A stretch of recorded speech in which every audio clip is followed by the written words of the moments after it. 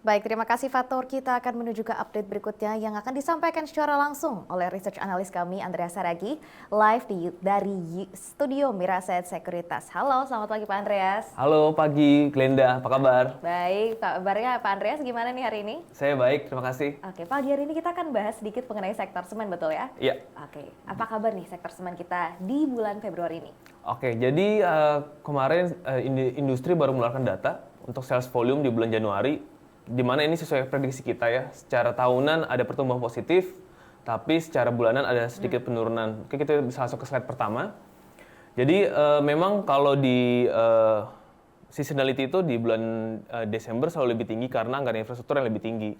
Di Januari biasa anggaran infrastruktur masih lemah sehingga penurunan bulanan itu sekitar 18% month on month. Tapi secara tahunan, seperti kita tahu bahwa kemarin kan di bulan Desember Indosemen mengakuisisi semen Grobogan. Di tahun lalu semen Grobogan itu datanya tidak masuk ke industri, sehingga mulai tahun ini masuk, sehingga pertumbuhan secara industri tumbuh sekitar 3% ya, 3,1% ke 5,1 juta ton. Nah, mungkin bisa langsung ke next slide, kita lihat secara komposisi untuk geografis dan juga komposisi secara bentuk semen. Jadi kalau dari Jawa dan offset Jawa, secara year on year juga tumbuh positif ya. Untuk offset Jawa ini masih ditopang oleh proyek-proyek infrastruktur di Sumatera dan Kalimantan terutama untuk proyek-proyek IKN.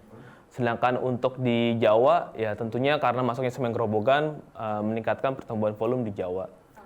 Kita juga ingin tahu lebih lanjut nih kinerja penjualan dari saham-saham semen sendiri ya yang di cover nih sama analis-analis Miraset Sekuritas. Oke, kita bisa masuk ke next slide. Jadi mungkin pertama di Indosemen ya, kita kan punya topik Indosemen. Kita lihat memang tahun ini sesuai dengan prediksi kita, pertumbuhannya positif, memang karena dari semen Grobogan. Bisa langsung ke next slide. Jadi di Indosemen INTP. Jadi di Indosemen ini kalau kita lihat pertumbuhan itu sekitar 10%, jauh dari 10% year on year, jauh di atas market karena memang impact dari Grobogan ini cukup signifikan untuk Indosemen. Sehingga market share juga naik hampir 30%. Mungkin 30% ini udah lama kita nggak lihat. Jadi mungkin dulu sebelum masuk pemain-pemain baru, dulu di atas 30%. Setelah masuk pemain baru, turun. Nah, sekarang setelah akuisisi hampir ke 30%. Nah, untuk SMGR, ini kita juga cover SMGR. Kita lihat, next slide, itu dia punya volume domestik itu agak rendah. Ada sedikit penurunan karena memang heavy ke anggaran infrastruktur. Tapi secara overall, mereka ditopang oleh ekspor, sehingga secara umum ya ada pertumbuhan sekitar 4%.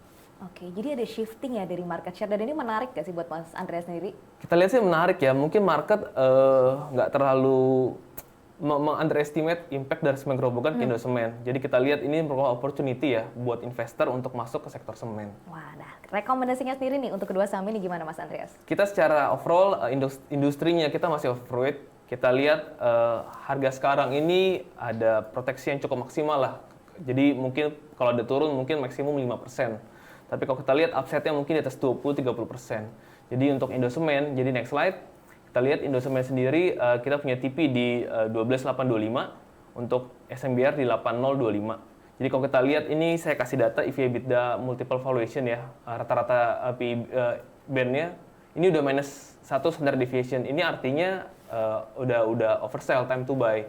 Karena kalau turun itu nggak akan banyak. Coba kita lihat kan di grafiknya nih, baik SMBR INTP ini udah di bottom banget. Jadi mungkin turun tinggal dikit, tapi tinggal nunggu katalis untuk dia jadi naik ke atas. Oke, jadi dengan market share yang lebih tinggi juga untuk saham INTP, kemudian untuk sentimen yang jauh lebih baik, dan harganya nih yang kayaknya udah lumayan price in di bawah gitu ya. Di bawah. Bottom fishing oke nih ya.